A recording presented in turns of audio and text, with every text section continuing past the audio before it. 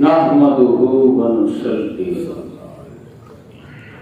ونسلم على رسوله الكريم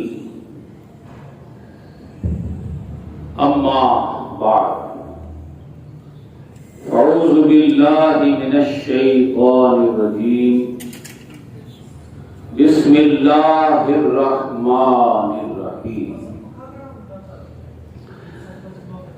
يا أيها الذين آمنوا كتب عليكم الصيام كما كتب على الذين من قبلكم لعلكم تتقون. وقال الله تبارك وتعالى إنا أنزلناه في ليلة القدر ما أدراك ما ليلة القدر ليلة القدر خير من ألف شهر. وقال الله تبارك وتعالى لقد أرسلنا رسلنا بالبينات وأنزلنا معهم الكتاب والميزان ليقوم الناس بالقسط.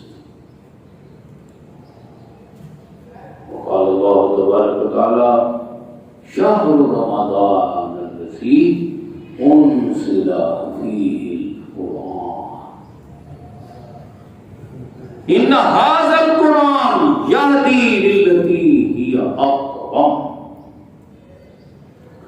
وقال رسول الله صلى الله عليه وسلم من صام رمضان ایمانا و احتسابا قد غفر له ما تقدم من ذنبه. من قام رمضان من قام ليلة القدر ایمانا و احتسابا قد غفر له ما تقدم من ذنبه. صدق الله العظيم وصدق رسوله النبي الكريم الأمين. انتہائی قابل عزت احترام محترم اور معزز سامعین و حاضرین،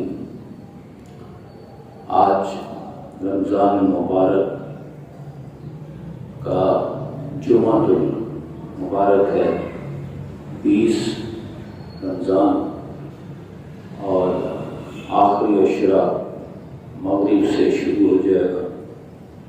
تو ہمارے آقا صلی اللہ علیہ وسلم کی تقریباً عمر بھر کی جو سنت ہے، سنت الاعتکاف، آخری عشرہ رمضان المبارک کا اعتکاف.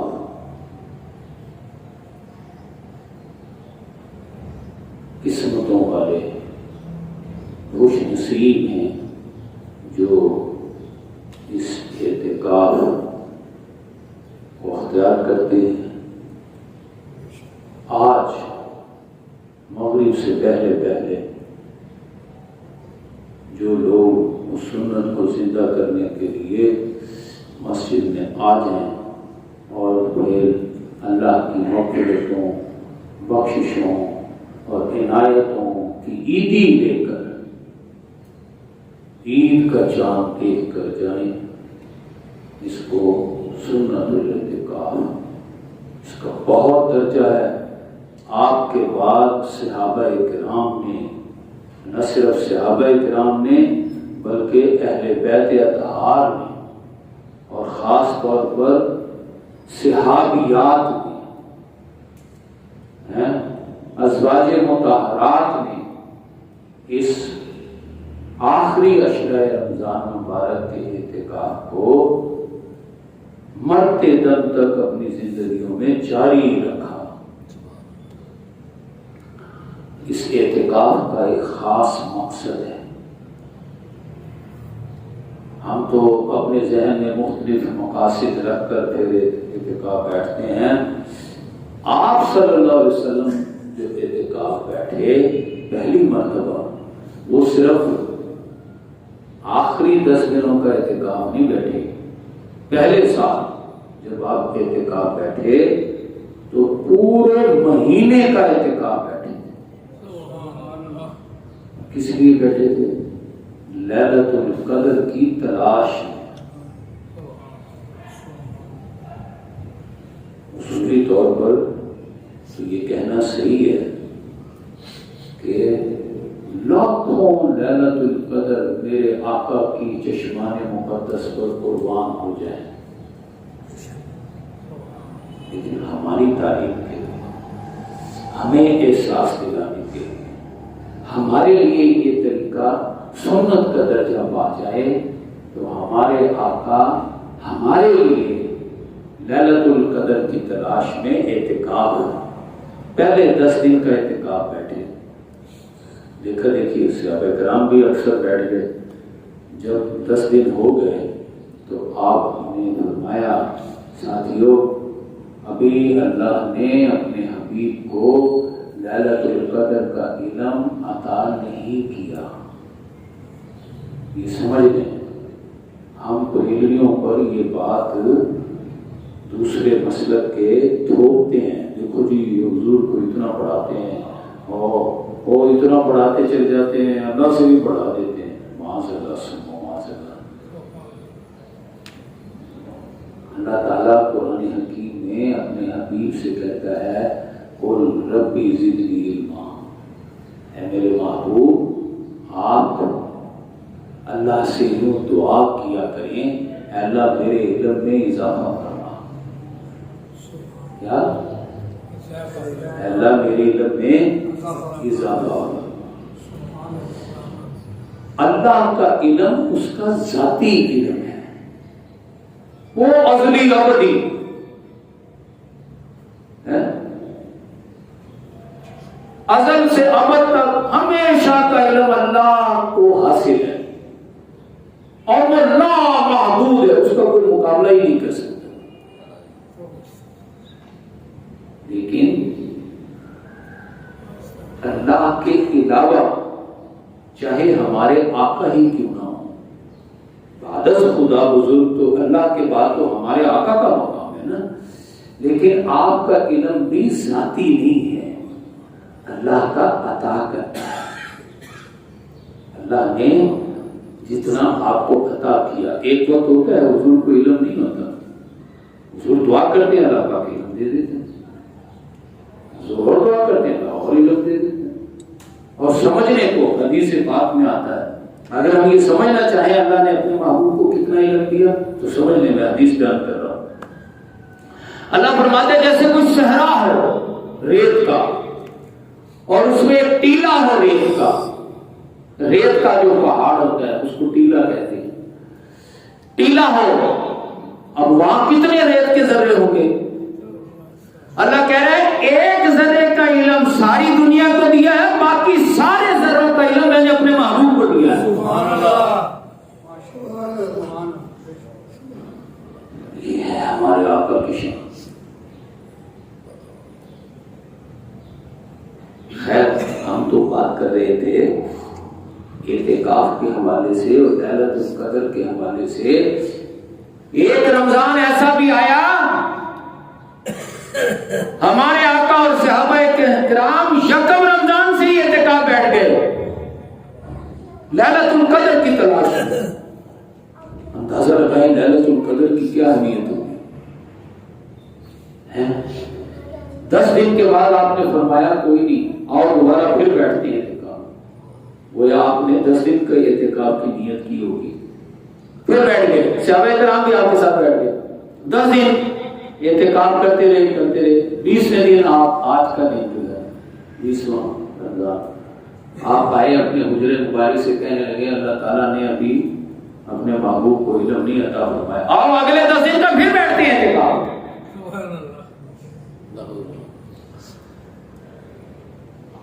جو اگلے 10 دن یعنی آخری اشرا جو آج سے شروع ہو رہا ہے، چند دن ہی گزرے تھے تو آپ بڑے خوشی صحابہ کرام نے تشریف لائے اور کہا صحابیوں مبارک ہو، اللہ پاک نے اپنے حبیب کو لیلۃ القدر کا علم عطا کر دیا. صحابہ کرام کی آپ خوشی کا اندازہ کر سکتے ہیں، بڑے خوش ہوئے، کہنے لگے یا رسول اللہ پھر ہمیں بھی بتائیں۔ آپ نے فرمایا سال میں ایک مرتبہ ہوتی ہے لیلۃ القدر۔ اچھا، صحابہ کرام خوش ہو گئے کہ چلو ساری عمر تو نہیں تلاش کرنا پڑے گا نا، کوئی ایک سال لگا لیں گے اور لیلۃ القدر کو تلاش کر لیں گے۔ اب آپ کو پتا ہے کچھ صحابہ کرام بہت خاص ہوتے ہیں، انہوں نے ان میں سے کسی نے جرأت کی، پوچھا یا رسول اللہ اس میں کوئی آسانی ہو سکتی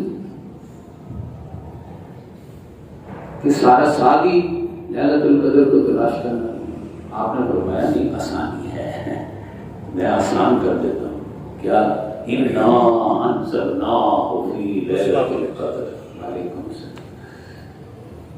اللہ پاک فرما رہا ہے ہم نے قرآن کو رمضان کی رات میں نازل فرمایا، اور وہ نازل جس رات میں فرمایا وہ لیلۃ القدر ہے، لہذا سارا سال تلاش کرنے کی ضرورت نہیں ہے، رمضان میں تلاش کرو۔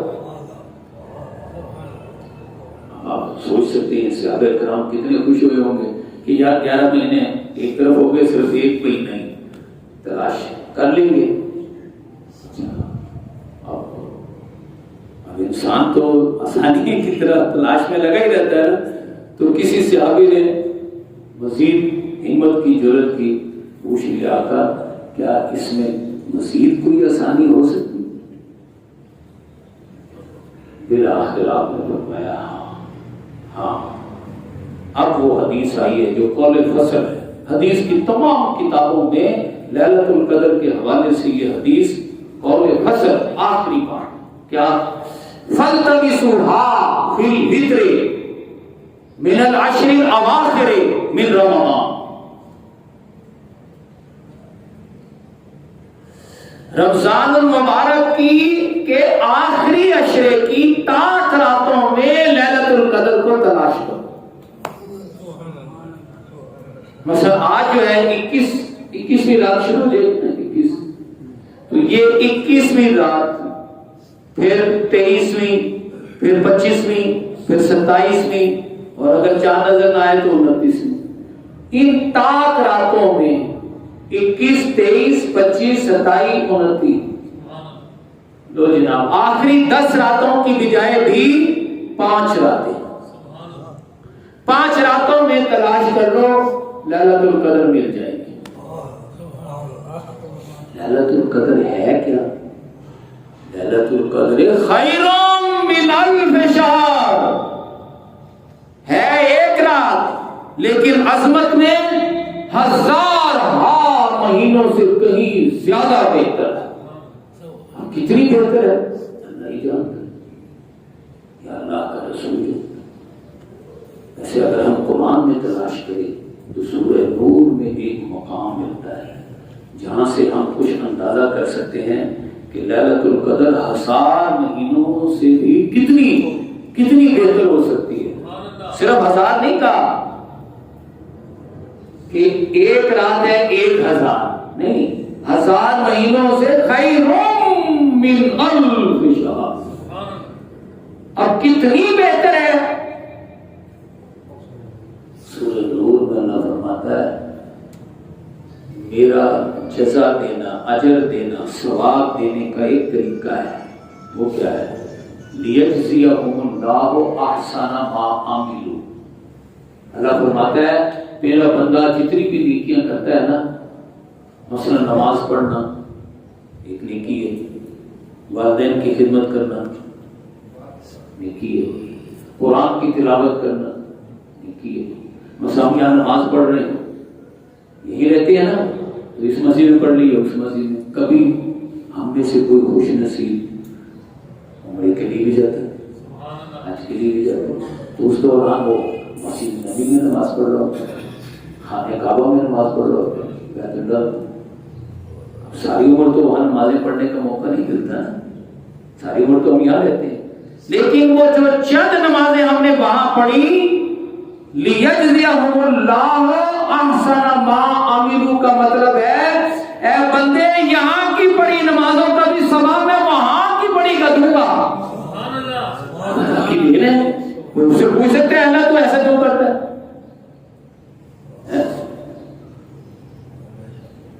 ہے میری مرضی، جب اپنے بندوں کو دینے پر آتا ہوں تو پھر ایک تو یہ طریقہ ہے احسن معاملو، اللہ کہتا ہے میں فرشتوں سے کہتا ہوں وَيَزِيدَهُ مِنْ فَضْلِ، آپ میرے فضل میں سے بھی اور عطا کر دو اس بندے کو۔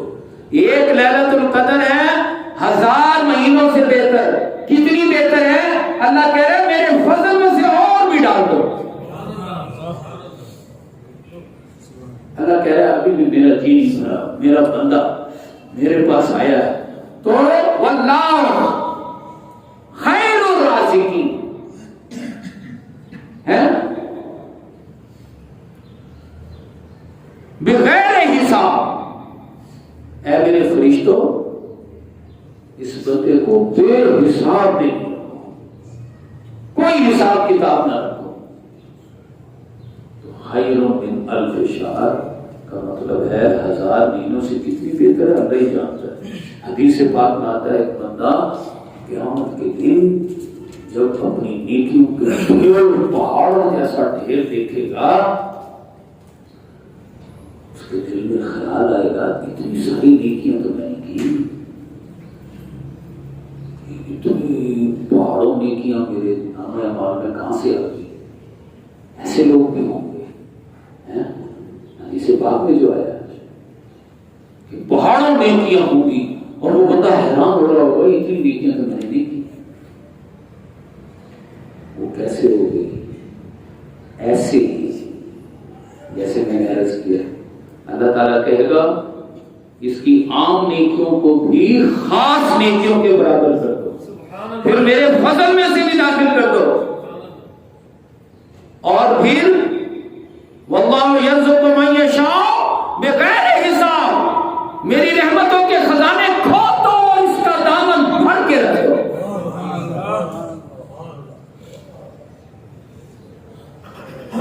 وہ رات لیلۃ القدر بھی آ رہی ہے، اور آج مغرب سے پہلے پہلے خوش نصیب مساجد میں اعتکاف کی نیت سے بیٹھ جائیں اور عید کا چاند دیکھ کر عیدی دیکھ کر جائیں۔ یہ ہمارے آقا کی عمر بھر کی سنت ہے جو صحابہ کرام نے زندہ رکھا۔ صحابیات نے، عورتیں جو ہے اپنے گھروں میں ایک جگہ مقرر کر سکتی ہیں، کھانا پینا بناتی رہیں، مصروفیات رکھیں اپنا، لیکن دھیان اللہ کی طرف رکھیں، اور جو ہی فارغ ہوں اور پھر وہ اپنی مخصوص جگہ پر بیٹھ جائیں۔ یہاں بھی جو لوگ بیٹھے تو کمرہ شمرے بنانے کی خاص کوئی ضرورت نہیں ہے، لیکن ایک جگہ فکس ہونی چاہیے۔ مثلا ہمارے یہ ساتھی اعتکاف بیٹھتے ہیں، اب وہ آرام کرنا چاہ رہے ہیں، میں بیٹھا ہوں، مجھے پتا ہونا چاہیے اس جگہ اس نے اٹھنا بیٹھنا ہے، آرام کرنا ہے۔ اور ہمارے بزرگوں کا یہ طریقہ ہے کہ رومال رکھ دیتے ہیں سر پر، چہرے پر۔ وہ رومال رکھنے کا فائدہ یہ ہوتا ہے ہر آنے جانے والے پر نظر نہیں پڑتی، بندہ اپنی توجہ مرتکز رکھتا ہے۔ ظاہر ہے جس کو دیکھے گا پھر خیال بھی اس کی طرف جائے گا، تو خیالات کو مرتکز رکھیں اللہ کی طرف، بس اتنا ہی کافی ہوتا ہے۔ ہمارے ہاں دادا صاحب میں ہزاروں لوگ اعتکاف بیٹھتے ہیں، تو کیا ہر کوئی کو کمرہ بنا کر بیٹھتا ہے؟ مسجد میں نبی میں اعتکاف بیٹھتے ہیں تو کوئی کمرے شمرے بنا کر بیٹھتے ہیں؟ ہاں ایک جگہ فکس کر دیتے ہیں تاکہ دوسرا بندہ اس کے آرام میں مخل نہ ہو۔ ویسے جو لوگ سنت اعتکاف تو بہت بڑی بات، بہت خوش قسمتی کی بات ہے، لیکن ہمارے جیسے سنت اعتکاف کو نہ بھی کر سکے تو اعتکاف جو ہے نفلی اعتکاف کا ثواب ہم میں سے ہر کوئی لے سکتا ہے۔ ثواب اعتکاف کم سے کم اعتکاف 1 لمحے کا بھی ہو سکتا ہے۔ جو ہی آپ مسجد میں داخل ہو رہے ہیں آپ نیت کر لیں نویت الاعتکاف، میں اعتکاف کی نیت کرتا ہوں۔ جب تک آپ مسجد میں رہیں گے آپ کو اعتکاف کا ثواب ملتا رہے گا، جب آپ مسجد سے جائیں گے اعتکاف کا ثواب مل گیا، آپ کو مکمل ہو گیا اعتکاف۔ ویسے کم سے کم باقاعدہ اعتکاف 1 دن اور 1 رات، اور جو دن گزارے وہ حالت روزہ سے۔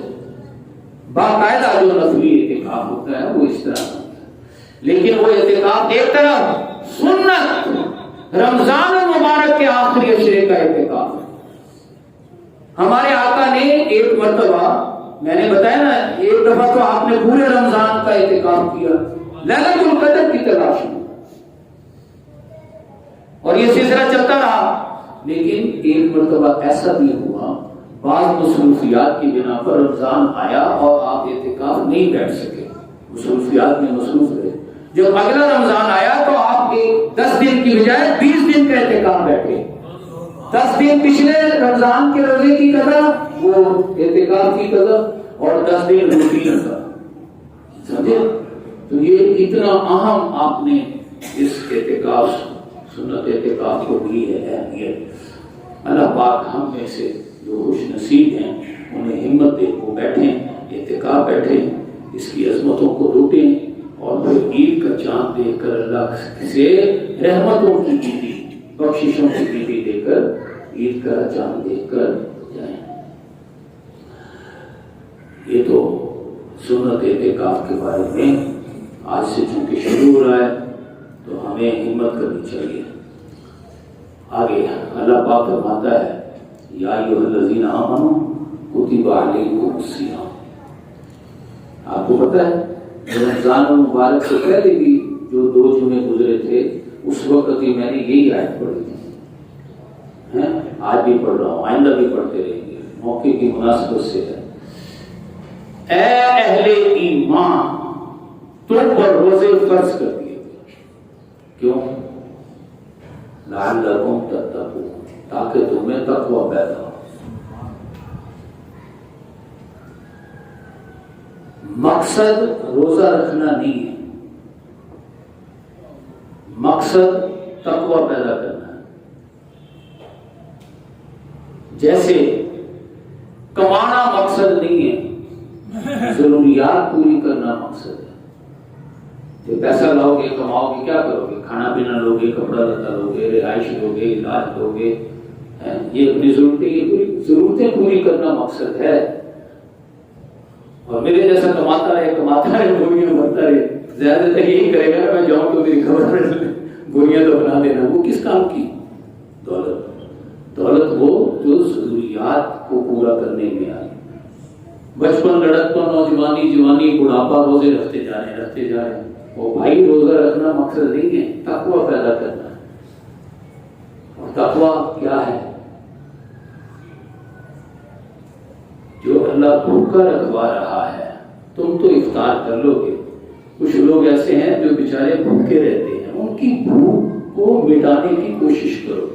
اس بھوک کا احساس اپنے اندر پیدا کرو اور اس بھوکے کی بھوک کو مٹانے کی کوشش کرو. اپنے اندر یہ جذبہ, پیاسے ہم تو من طلوع الفجر الی غروب الشمس,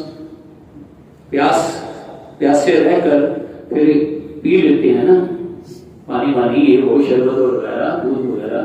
لیکن کچھ لوگ ایسے بھی ہیں جنہیں پانی بھی میسر نہیں ہے. ان کی تکلیف کا احساس کرو نا. شہوت کا جذبہ پاگل کیے دیتا ہے, اور بچیاں اور بچے جو ہیں بے راہ روی کا شکار ہیں. ان کی اس گمراہی کا علاج کرو نا, اس کے لیے کمر بستہ ہو جاؤ. اپنے اندر درد پیدا کرو, اپنے اندر احساس پیدا کرو, اور پھر معاشرے سے بھوک, پیاس اور بے راہ روی کو ختم کرنے کے لیے بندہ اپنا چین آرام قربان کر دے. اس کو کہتے ہیں جان دینے کے راستے پر چل پڑے, اپنا سب کچھ لگا دے, کھپا دے اللہ کی محبت میں. یہ ہے صحابہ کرام کا, یہ ہے اللہ کا حکم, یہ ہے ہمارے آقا کی سیرت, یہ ہے صحابہ کا عمل. اس کو کہتے ہیں تقوی. جو تقوی پیدا کر گیا روزے کے ذریعے سے پیدا ہوتا ہے تقوی. یاد رکھیے, سب سے بڑا ذریعہ تقوی پیدا کرنے کا روزہ ہے. چاہے وہ دادا صاحب رحمۃ اللہ علیہ ہوں, چاہے خواجہ معین الدین چشتی میری رحمۃ اللہ علیہ ہوں, چاہے وہ شاہ بہاء الحق ہو, چاہے وہ غوث الاعظم ہو, انہوں نے اپنے اندر تقوی کے ذریعے سے یہ مقام پائے ہیں. روزے کے ذریعے سے اپنے اندر تقوی پیدا کیا ہے. واحد کارگر ذریعہ روزہ ہے, روزے سے تقوی پیدا ہوتا ہے.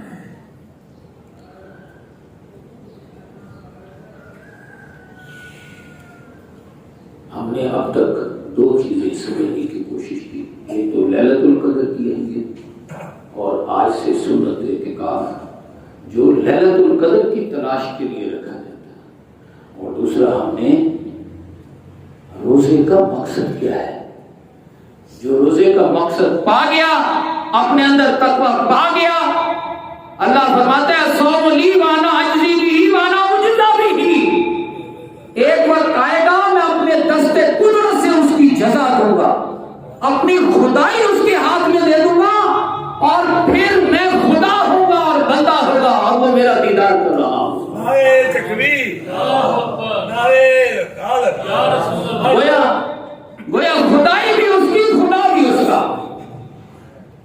کس کا؟ جو روزے سے تقویٰ پیدا کر لے، سبحان اللہ، اور جو نہ کرے تقویٰ، میرے جیسا بس ایسے کوئی اس کے اندر اہمیت ہے تو وہ احساس پیدا ہی نہیں ہوا، نہ بھوکوں کا، نہ پیاسوں کا، نہ بے رارا لوگوں کو کے علاج کا کوئی تڑپ پیدا ہوئی ہی نہیں، کوئی وقت میں نکالتا ہی نہیں، کوئی کوشش میں کرتا ہی نہیں، تو پھر کیا ہے؟ کم من صائم، یہ حدیث پاک ہے۔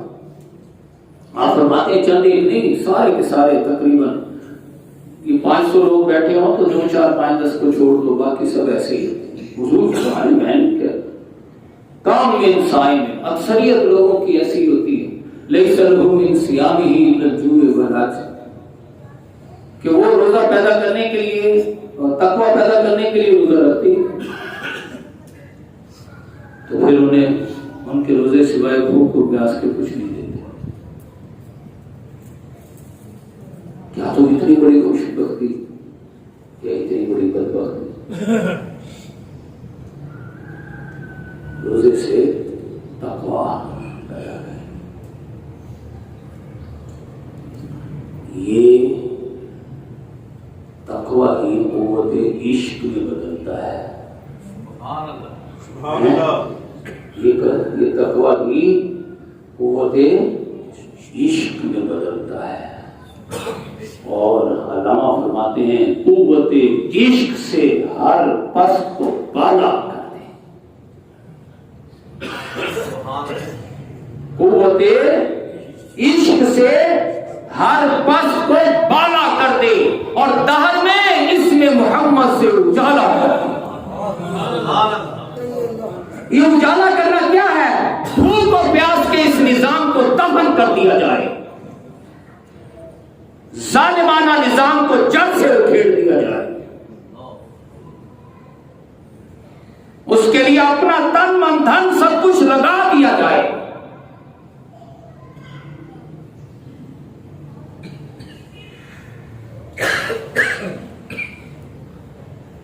آئیے بنیادی تعلیم کی طرف۔ اللہ پاک فرماتا ہے لقد ارسلنا، ہم بھیجتے ہیں، جب تک یہ نبیوں کے آنے کا مقصد سامنے نہیں نہ ہوگا، کسی چیز کی حقیقت سمجھ میں نہیں آئے گی، مقصد ہی سامنے نہیں ہے، جیسے روزے کا مقصد ہی نہ ہو سامنے تو سوائے بھوک و پیاس کے اور کیا مل رہا ہے؟ اور اگر مقصد سامنے ہو تو خدا بھی مل جاتا ہے، خدا بھی مل جاتا ہے۔ ایسے ہی انبیاء کرام دنیا میں کیوں آتے ہیں؟ مقصد کیا ہے؟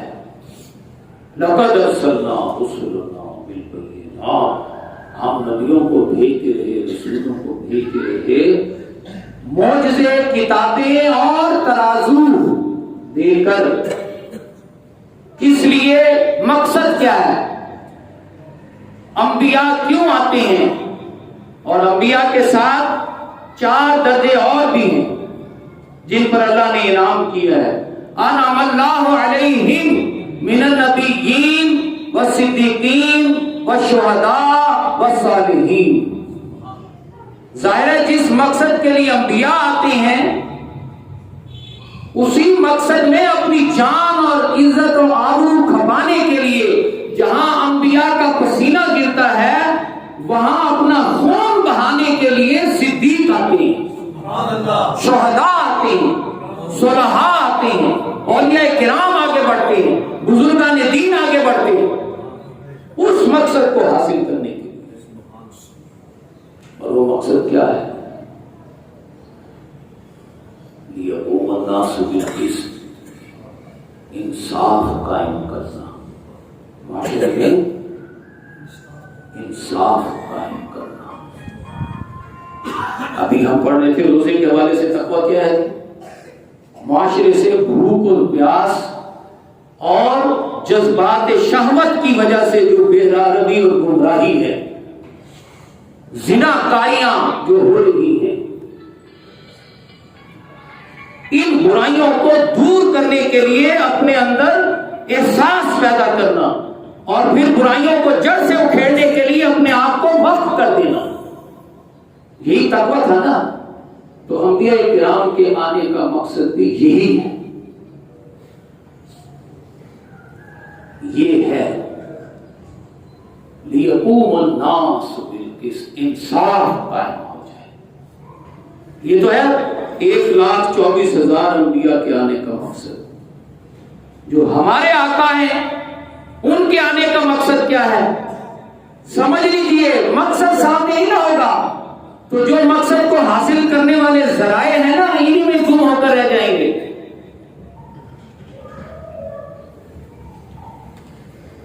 مقصد ہے ضروریات زندگی لینا، لیکن بندہ کمانے میں لگا رہے بس، تو گمراہ ہو گیا۔ مقصد سامنے رکھے۔ اب اس مقصد کو ہمارے آقا کا خاص طور پر اللہ پاک نے بھیجنے کا کیا مقصد بیان کیا؟ هو الذی، وہی تو ہے اللہ جو لاکھوں انبیاء کرام کو بھیجتا رہا، اسی نے ارسل رسولہ، اپنے محبوب کو بھیجا ہے، بالہدا، الہدا، قرآن دے کر بھیجا، جس کا جشن ہم منا رہے ہیں۔ یہ رمضان کیا ہے؟ یہ جشن قرآن ہے۔ شہر رمضان الذی انزل فیہ القرآن، رمضان وہ مہینہ ہے جس کا دامن قرآن سے بھرا ہوا ہے۔ یہ ساری عظمتیں قرآن کی ہیں، یہ قرآن کی عظمت ہی کی وجہ سے رمضان کو یہ عظمت ملی ہے کہ فتحت ابواب الجنہ۔ اللہ فرماتے ہیں رمضان کا مہینہ آ گیا کیونکہ اس میں قرآن نازل ہوا ہے، میں جشن مناتا ہوں، میرے جنت کے دروازے کھول دو۔ نعرے تکبیر، نعرے رسالت، غلقت ابواب النار، یہ قرآن کے نازل ہونے کا مہینہ ہے، لہذا جہنم کے دروازے بند کر دو، وسلسلۃ الشیاطین، اور شیطانوں کو زنجیروں میں جکڑ دو۔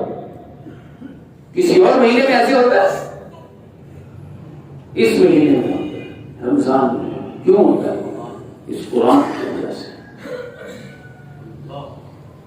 اور جشن قرآن منانے کا ایک خاص طریقہ ہے جو ہمارے آقا نے کیا، اختیار کیا، صحابہ نے اختیار کیا، شہداء نے، صلحاء نے، بزرگان دین نے، داتا صاحب نے اختیار کیا۔ وہ طریقہ کیا ہے؟ قرآن کو پڑھا جائے۔ شکر ہے اللہ کا، ہم جتنے بھی یہاں بیٹھے ہیں شاید ہی کوئی ہوگا ایسا جو قرآن کو پڑھنا نہ جانتا۔ اس پر اللہ کا جتنا بھی شکر ادا کرے کم ہے، لیکن پڑھنے کے بعد اس کو سمجھنا، یہ قرآن کا دوسرا حق ہے، اس کو سمجھا جائے۔ سمجھنے کے لیے ٹائم نکالنا ہے۔ ہم کوئی بھی کام کرتے ہیں بغیر ٹائم نکالے ہو جاتا ہے؟ اس کے لیے ہمارے پاس ٹائم ہی نہیں۔ ہم قرآن سے پوچھتے ہیں کتنا ٹائم، قرآن پڑھنے کے لیے کتنا ٹائم نکالیں، سمجھنے کے لیے، اس پر عمل کے لیے، عمل کی دعوت دینے کے لیے، اور دعوت دینے میں مشکلات برداشت کرنے میں۔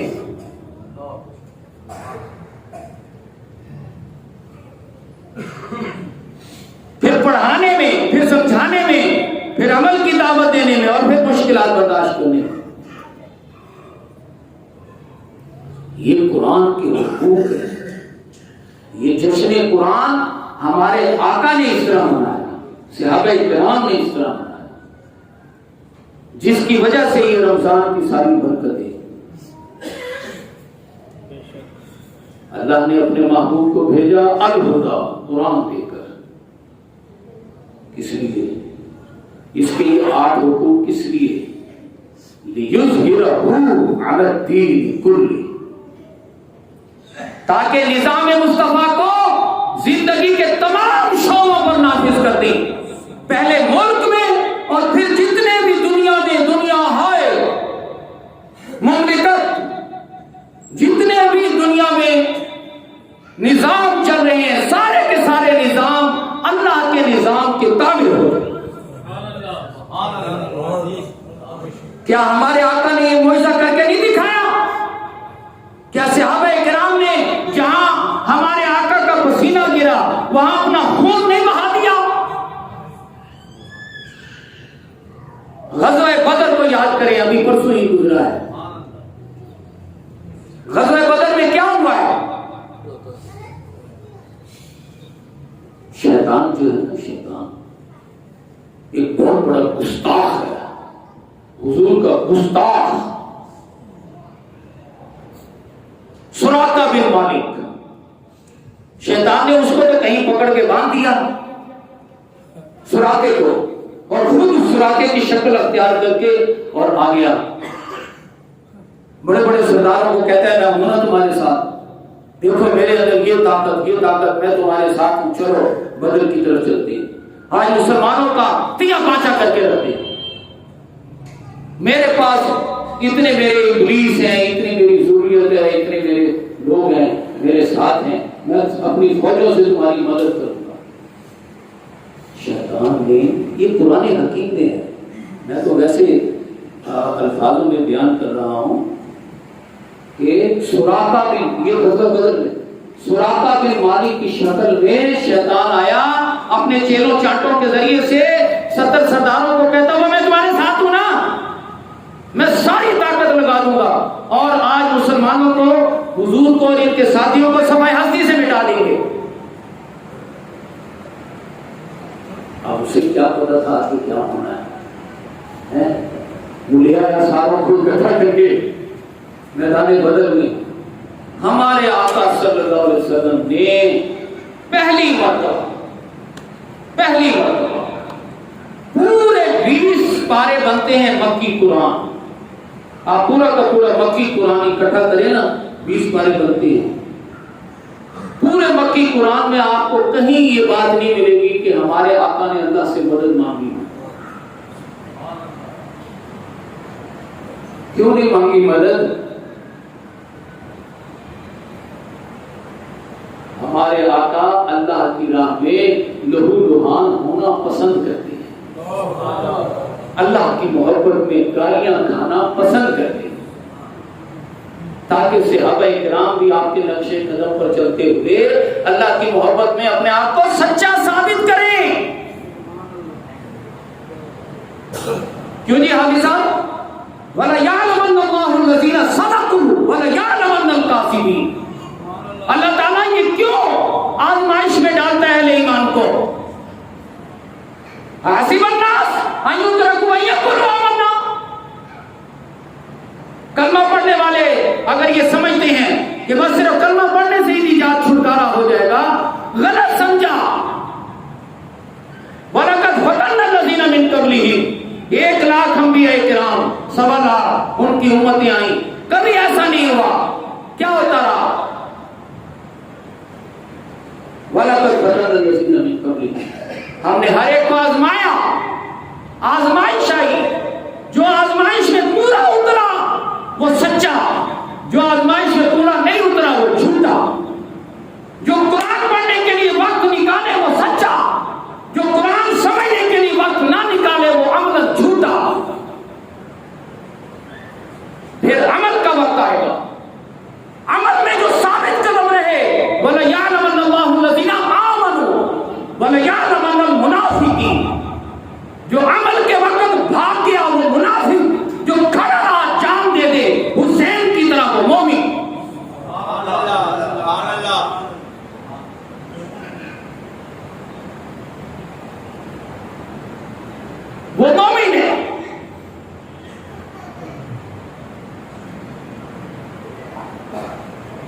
ہمارے آقا صلی اللہ علیہ وسلم نے ظلم کو جڑ سے اکھیڑا ہے. کس طرح اکھیڑا ہے؟ جانیں قربان کی آپ نے اور صحابہ کرام نے. غزوہ بدر میں آپ سے عرض کر رہا تھا وہ شیطان سب کو برگلا کے لے آیا. آؤ چلو مسلمانوں کو ہمیشہ کے لیے صفحہ ہستی سے دیکھنا میں کیا کرتا ہوں مٹا کے رکھ دیں گے. ادھر ہمارے آقا نے پہلی مرتبہ اللہ سے دعا کرتے ہیں. سورہ انفال پڑھے, سورہ انفال پڑھے. اِذْ تَسْتَغِيثُونَ رَبَّكُمْ. اللہ کہہ رہا ہے میرے محبوب ہم یاد تو کریں وہ وقت. گویا اللہ پاک ہمیشہ اپنے محبوب کی باتیں یاد کرتا رہتا ہے. اپنے محبوب کو بھی کہتا ہے آپ بھی یاد کریں وہ وقت. جب آپ مجھ سے استغاثہ کر رہے تھے, مجھ سے مدد مانگ رہے تھے, فاستجاب, ہم نے آپ کی دعا کو درخواست کو قبول کر لیا. نعرہ تکبیر, نعرہ رسالت, پتی پتی پھول پھول, پتی پتی پھول پھول.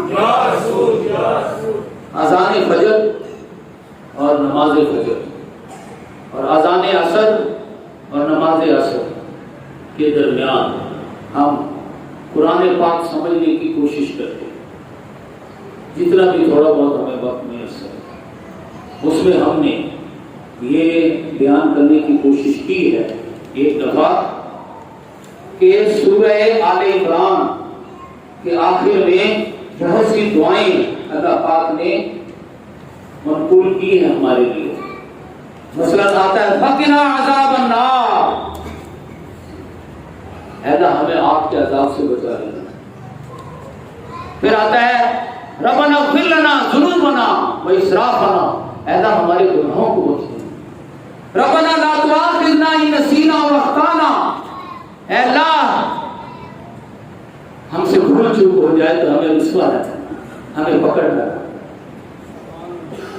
ربنا اصرف عنا عذاب جہنم, اے اللہ ہم سے جہنم کا عذاب دور کر دینا. فاستجاب, اب وہ لفظ ہے جو حضور صلی اللہ علیہ وسلم میدان بدر میں کر رہے ہیں نا, اور اللہ تعالیٰ نے کہا فاستجاب, اللہ نے قبول کیا. جب عام بندہ بھی اللہ کی بارگاہ میں دعا کرتا ہے تو اللہ کہتا ہے فاستجاب, اللہ نے قبول کر لیا. لیکن ساتھ ایک کنڈیشن لگاتا ہے. وہ کنڈیشن کیا ہے؟ فالذین ہاجروا واخرجوا من دیارہم وأوذوا فی سبیلی وقاتلوا وقتلوا. ہمارے آقا اور صحابہ کرام 13 سال مکے میں کیا کرتے رہے؟ یہی کچھ تو کرتے رہے, یہ کنڈیشن ہی تو پوری کرتے رہے.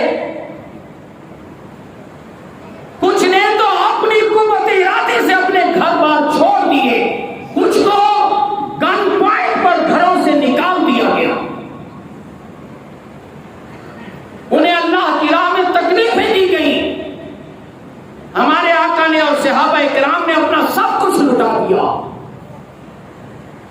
اب آ کر ہمارے آقا نے میدان بدر میں اللہ سے دعا کر مدد کی درخواست. فاستجاب, اللہ نے کہا ہم نے قبول کیا. اللہ تعالیٰ تو کب سے منتظر تھا کہ میرا محبوب اب میری راہ میں لہو لہان ہونے کو چھوڑ کر اب آئے مجھ سے مدد مانگے. پٹی پٹی پھول پھول, پٹی پٹی پھول پھول. یہ مدد مانگنا یا اختیار کا ہونا, اس کے حوالے سے یہ اکبری منڈی تھی, اکبری اس کے باہر شاہ محمد غوث گوالیاری رحمۃ اللہ علیہ, اللہ کے بہت بڑے بزرگ نام فرمائے, یہ گوالیار میں رہتے تھے. تو وہاں کے آپ کا رجوع عام ہونے لگا.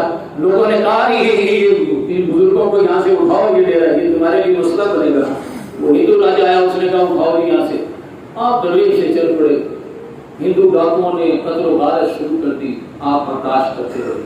بالآخر ایک ہندو ڈاکو کا ہاتھ آپ کے گھوڑے پر بیٹھی 9 سالہ بچی کی باریوں پر پہنچا.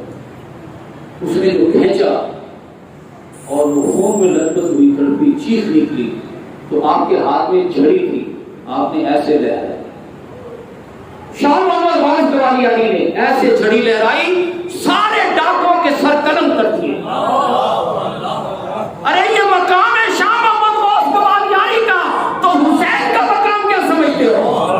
نعرے تکبیر، نعرے حیدر، یہ مقام ہے شاہ محمد واحد قبالیانی کا، تو ہمارے آقا کا مقام کیا ہے؟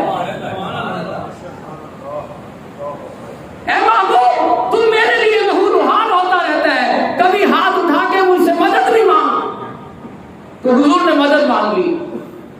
کیا ہوا؟ کیا ہوا؟ انی ممیتکم بِأَلْفٍ مِّنَ الْمَلَائِکَہ، اللہ تعالیٰ نے 1000 فرشتوں کی فوج نازل کر دی، اور سب سے بڑھ کر یہ فرشتوں کے سردار جبرائیل امین آ گئے جنگی لباس پہن کر۔ جب جبرائیل امین کو دیکھا تو وہ جو سراقہ بنا پھر رہا تھا نا شیطان، وہ بھاگ کھڑا ہوا، میدان بدر سے بھاگا، تو وہ بڑے بڑے سردار کہنے لگے وہ سراقی کدھر جا رہے ہیں ہمیں یہاں چھوڑ کر؟ کہتا ہے جو میں دیکھ رہا ہوں وہ تم نہیں دیکھ رہے۔ انہوں نے کہا کیا دیکھ رہا ہے؟ انہوں نے کہا سامنے جبرائیل کھڑا ہے جنگی لباس پہن کر، میکائیل آ گئے، اسرافیل آ گئے، اسرائیل آ گئے۔ ہمارے آقا نے غزوہ بدر میں 70 سرداروں کو کھڑا کیا اور ساروں کے سر اڑا کے رکھ دیے۔ پہلی قوموں پر عذاب آتے تھے، پہلی قوموں پر عذاب آتے تھے، آپ کی امت میں سے یہ جو لوگ ہیں، امت تو حضور کی ہے نا ساری، لیکن ان کافروں پر عذاب اس صورت میں آیا ہے، یوم یغشاہم العذاب، عذاب تو تمہیں ڈھانپے ہوئے ہے، پکڑے ہوئے ہے، من فوقہم ومن تحت ارجلہم، تمہارے اوپر سے بھی آئے گا اور پاؤں کے نیچے سے بھی آئے گا۔ فرشتوں نے نیچے سے بھی پکڑا، اوپر سے بھی پکڑا، اور ان کی گردنیں اڑا کے رکھ دی۔ آخر میں کیا ہوا؟ ہمارے آقا نماز پڑھ رہے، غزوہ بدر میں نماز میں نیت باندھی ہوئی ہے، صحابہ کرام کی نگاہیں حضور پر جمی رہتی تھی۔ ایک صحابی تو ایسے تھے جو سب سے آخر میں کھڑے ہوتے تھے دائیں طرف، اللہ اکبر کہتے حضور کو دیکھتے رہتے، سلام پھیرتے تک حضور کو دیکھتے رہتے۔ صحابہ کی نماز یہ تھی، تو صحابہ حضور کو دیکھ رہے ہیں، حضور اچانک نماز پڑھتے پڑھتے مسکرا رہے، آپ مسکرا دیے۔ خیر صحابہ کو بڑا تعجب ہوا کہ آج حضور نماز میں مسکرا رہے، خیر تو ہے۔ جب سلام پھیرا تو پوچھا یا رسول اللہ کیا ہوا؟ آپ نماز میں مسکرا رہے، فرمانے لگے اسرائیل جاتے ہوئے کہنے لگا حل رضیت، ایسے کھڑا ہو گیا آپ کے سامنے، آپ سے پوچھنے لگا حل رضیت، یا رسول اللہ ہم نے ساروں کی گردنیں اڑا دی، اب آپ خوش ہیں؟ اب آپ راضی ہیں؟ تو میں نے ہنس کر کہا نام رضیت، ہاں میرا راضی ہو گیا۔ تو وہ اسرائیل مجھ سے اجازت مانگ رہا، مسلمانوں کی ہیبت طاری ہو گئی۔ کیوں؟ انہوں نے اللہ کا بن کر دکھا دیا، اللہ کے لیے اپنی عزت آبرو سب کچھ قربان کر دی، ایک جان بچی تھی وہ دینے کے لیے آپ موجود ہوئے، انہوں نے اپنے آپ کو سچا ثابت کر دیا۔ بالآخر ہمارے آقا صلی اللہ علیہ وسلم نے 74 مسلح جنگیں لڑ کر مسجد کو قائم کیا، باجماعت نمازیں پڑھائی، لیکن اس کو مرکز بنایا معاشرے میں سے ظلم کے خاتمے کا، عدل کے قیام کا۔ اس کے لیے 74 مسلح جنگیں بھی لڑنا پڑی، تو آپ نے لڑی ہیں۔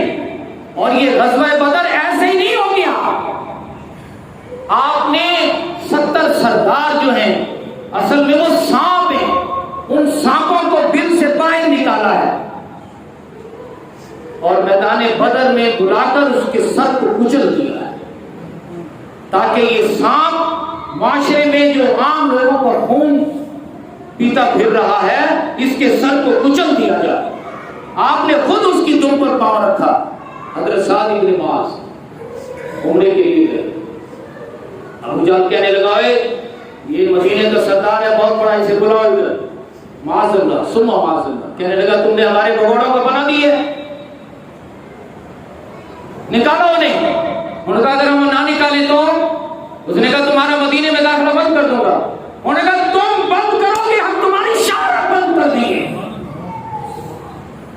مدینے کے پاس سے تمہاری جو تجارتی شاہراہ آ رہی ہے، ہم اس کو بند کر کے تمہیں معاشی طور پر ناکہ بندی کر دیں گے۔